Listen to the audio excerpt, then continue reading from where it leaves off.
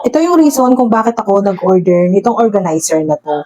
So ito kasi mga mi, wala na talaga ako mapaglagyan ng mga kawali na yan. Kaya naman, naisipan ko na mag-order ako nito. So wala mga mi, yung pot and pan organizer. So ayan, pwede kayo magpatong dyan ng mga kaldero, kawali, pwede rin. Pero yung in-order ko, yung may lalagyan mismo ng kawali. So ilalagay mo lang siya dyan. And kagandahan dito mga mi, sobrang dali lang i-assemble nito. And yung mga plates niya na ganito, dali lang siya ikabit mga mi. So may color nito, black and white. Ito ko talaga siya balak mga mi ilagay sa ilalim ng aming lababo para linis lang siya tingnan and organize yung mga gamit. Ito na nga siya mga mi after ko maayos yung mga kawali. Hindi na siya pangit tingnan and sobrang ayos niya na, organized na siya. Saktong-sakto nga itong organizer na to mga mi dito sa space na to kasi para siyang sinukat. Tignan niyo naman yan.